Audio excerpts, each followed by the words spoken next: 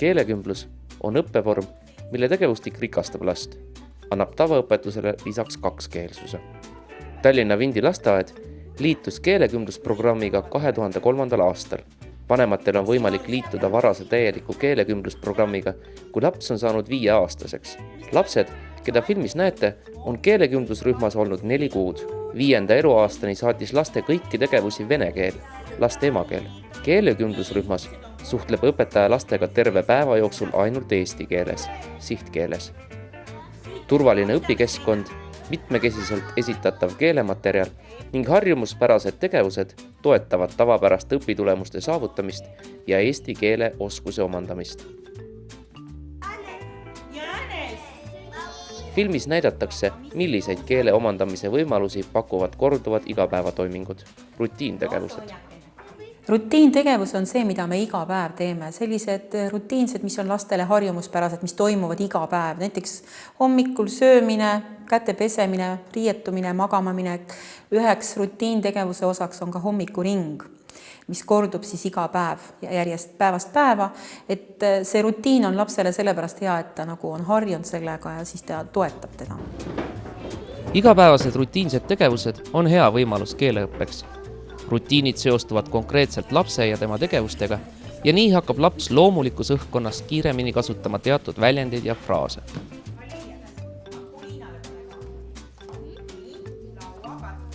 Igapäevane rutiin, söömine, annab mitmeid võimalusi keeleoskuse arendamiseks ja laste aktiviseerimiseks. Laua katmist saab siduda peale keelelise aspekti ka matemaatika ja lugemistegevusega. Palun võta kahvel. Mis sul on siia kirjutatud? Taldrik. Sina paned taldrikud laua peale, jah? Mis sinul on plaadi? Kruus. Sina paned kruusid laua peale. Laua katmisel saavad lapsed ise aktiivselt osaleda. Selleks tõmbavad nad loosiga sedeli, kus on kirjutatud sõna, mis seostub konkreetse ülesandega. Lapsed, kuulge, kas kahvel on mänguasi? Ei ole, aga miks siis Alex ja Ruslan mängivad kahvliga? Mis me kahvliga teeme? Sööme. Mis me paneme kahvliga suhu? Mis sa paned suhu kahvliga? Makaronid paned kahvliga suhu, õige.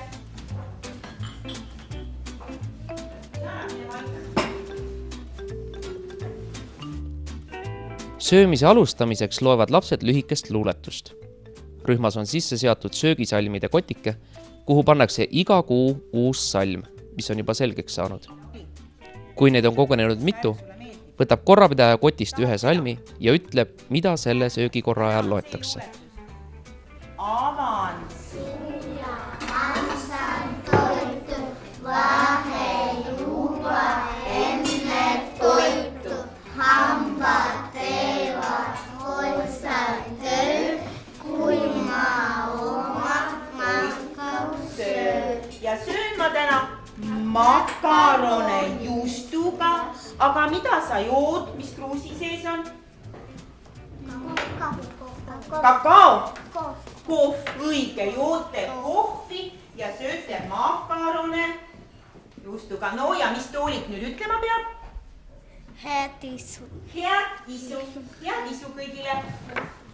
Peale söömist on laste ülesanne ka enda järelt koristamine. Ei taha. Ütle, kõht on täis. Ma ei kuule. Kõht on täis, aga kas sa kohvi jood? No joo siis kohvi.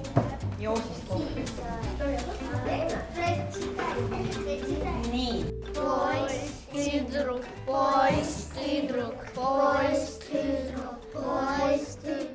Keeleõppes on väga oluline turvalise keskkonna loomine. No, vahetagi kohad ära. Turvatunde loomiseks on olulised ka reeglid, milles lastega kokku lepitakse. Sellele aitavad kaasa kindlalt päevast päeva korduvad rutiinid hommikuringis. Laps tunneb ennast turvaliselt, kui ta teab ette, mis millele järgneb. Selleks, et motiveerida lapsi aktiivsemalt kasutama teist keelt, võib anda neile hommikuringis õpetaja rolli. Nii, tõstame käe püsti, kes tahab olla õpetaja. Käsi püsti, kes tahtis õpetaja olla. 1, 2, 3, 4, 5, 6, 7, 8, 9, 10, 11, 12. Mängime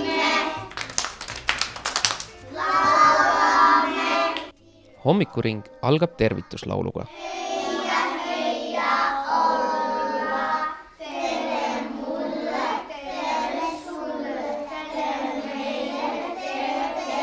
Sellele järgneb laste loendamine. Leena loendab kõiki lapsi. 8, 9, 10, 11, 12, 13, 14, 15, 16, 8 tüdru. 8 või 9? Laste loendamise, poiste ja tüdrukute arvu võrdlemisega saavad iseenesest selgeks arvud, numbrid ja mõisted.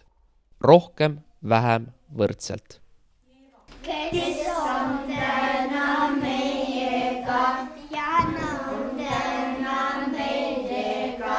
Hommikuringi suur pluss on, et siin saavad lapsed kooris korrata või koos laulda. See on eriti oluline arglike laste puhul, kes ei julge üksikult suud lahti teha. Räägitakse ka ilmast. Väike ei paista. Aga Mariana ütles, mõtle midagi Ei muud. paista. Küll. Küll, õige. Lund ei saja täna. Maksim, mis seal on?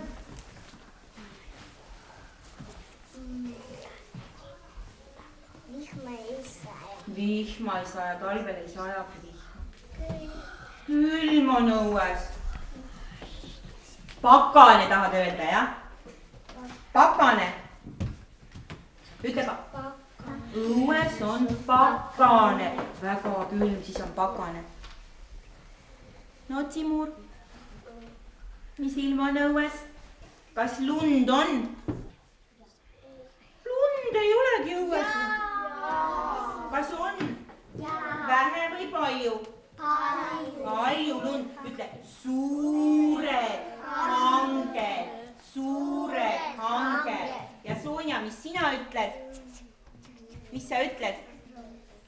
Lund ei saja. Ja mina ütlen, puud on härmas. Härmatis. Ütleme koos. Puud on härmas. Täna on esmaspäev.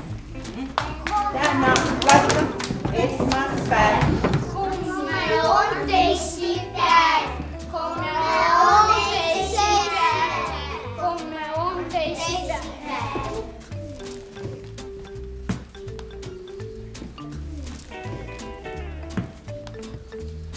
Ma ärkan. Ärkan üles hommikul, kes teab, mis tuju täna mul. Kas on see tuju halb või hea, küll peegel seda teab. No, mis tuju peegel näitab meile? Rõõmus. Kes on rõõmsad? Alex, mis tuju sul on? Rõõmus. Rõõmus. Kes tahab öelda, miks ta rõõmus on? Nonii, palun Sonja, miks sa oled rõõmus? Sellepärast, et Jana tuli. Nii, miks sina, Liina, rõõmus oled?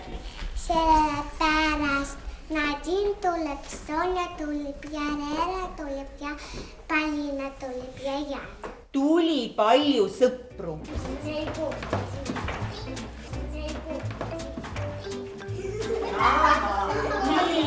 Astudes sisse keelekümblusrühma, näeb kõikjal pilte ja sõnasilte, millega on loodud efektiivne keeleõppekeskkond.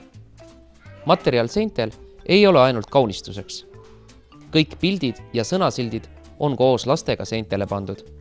See materjal puudutab iga last, on laste jaoks oluline ning arendab mõtlemisoskust, tähelepanu, rikastab ja kinnistab sõnavara. Jänes! Aga mis loom see on? See on... Ei ole. See on suur metsloom, tal on sarved. Aga põder ei ole. Seinamaterjalid on paigutatud süsteemselt teemade ja valdkondade kaupa. Reeglid peavad olema lihtsad, selged ja neid olgu arvuliselt vähe. Reeglitele peab lisama joonistusi või pilte, mis tähelepanu köidaksid ja tähendust illustreeriksid.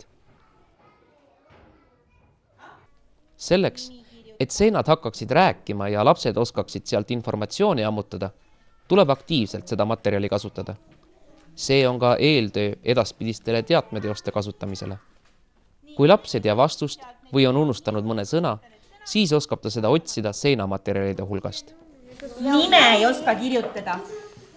Palun, nimesildid on seal, kes ei oska nime kirjutada, saab vaadata. Vladik, sul on nimi kirjutatud juba. Esimene sõna, mille laps teises keeles lugema ja kirjutama õpib, on tema nimi. Timur, kui sul on nimi kirjutatud, mine neid sõnu otsima. Mine sõnu otsima. Ärme kirjutame ülevalt alla mulle.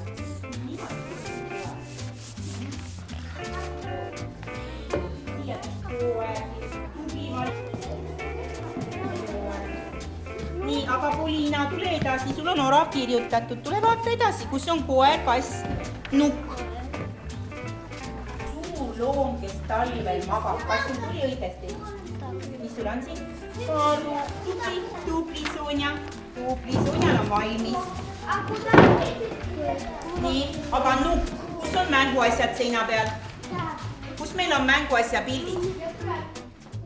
Keelenäited seinal soodustavad teise keele õppimist ning arendavad teises keeles lugemise ja kirjutamise oskust. Maksimil on traksidega püksid ja Toolikul on traksidega püksid. Nii, aga Maksim, mis sina selga panid? Mis sa panid selga? Mis see on? Kampsun. Sul on ka traksidega püksid. Ja Nikital on traksidega. Igapäevaste rutiinsete toimingute hulka kuulub ka riietumine, mida saab edukalt ära kasutada keeleõppeks. Nii, Timur, pane riidesse ennast. Aga Alex, kas sina ei taha õue tulla? Riietumisel saavad selgeks kehaosad, riietusesemed, värvused, mõisted kinni, lahti. Selle tegevuse käigus vaadeldakse, võrreldakse, loendatakse ning kogu tegevust saadavad õpetaja küsimused ja kommentaarid. Vaata, Marianal on sellised ilusad, roosad, soojad traksidega püksid. Kellel on veel traksidega? Näete, Sonjal ei ole trakse, aga Marianal on traksidega püksid. Selleks, et lastel oleks võimalus kokku puutuda erinevate keelemallidega, mitte ainult õpetaja omadega, käivad rühmas külas ka teised keelekandjad, kes pakuvad rutiintegevuste juures keelelist tuge. Kuidas sa ütled? Palun, aita, Kas sina, Alex, tahad meid tuppa jääda? Lukk kinni. Aita, paelad. Nii, Mis paelad ma panen? oota, paneme selle tuti siia. Oot, nii, oota, nüüd paneme siit kinni. Trukkid kinni, jah, trukkid kinni. Tutiga müts. Kellel on veel tutid mütsi küljes? Sonja. Tuli ära. Toolikul on tutt. Kellel veel on tutt mütsi küljes? Kellel on tutimüts? Sonjal on tutt. Iga rutiintegevuse juures kasutatakse luuletusi, mis pakuvad visuaalset tuge, kinnistavad sõnavara ja on ka hääldusharjutusteks.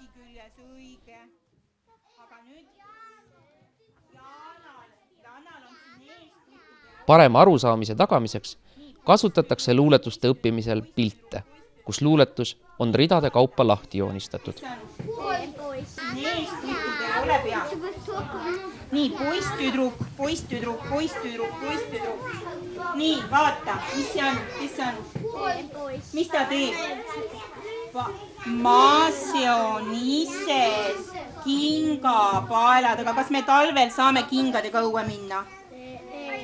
Maase on ise saapapaelad. Poliina, panen ise salli kaela. Sõrm läheb supsti. Kuhu? Sõrmikusse. Kõrv läheb kõpsti. Kõrvikusse, näed, need on kõrvikud, niisuke kõrvadega müts. Selle järel hopp on mul seljas jopp. Ja et valmis oleks töö kinni. No kellel mis? Lukk, nööp, trukk ja vööle vöö. Tegevusi toas ja õues saadab alati sihtkeel. Õpetaja peab olema lapsele heaks keeleliseks eeskujuks.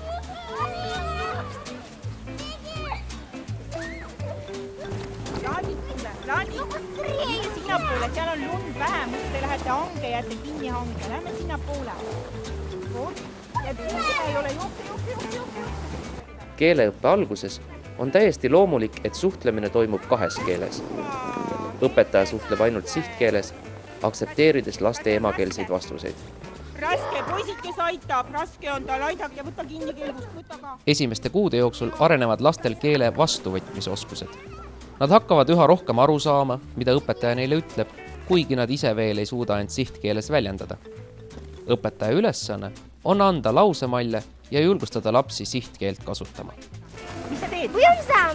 Ehitad lossi, kas siia samasse? Et laps tunneks ennast teises keelekeskkonnas turvaliselt, aitavad päevast päeva korduvad kindlad tegevused, rutiinid. Keelest arusaamist hõlbustab see, kui laps teab, mis millele järgneb, teatud laulud ja fraasid korduvad iga päev, esemete ja piltide juurde on lisatud sõnasildid. Laps omandab kümblusmeetodil uut keelt samal viisil, nagu väikelaps omandab oma emakeelt, eelkõige kuulamise, eeskujude ja arusaamise kaudu. Õpetaja usaldab lapse loomulikku võimet suhelda.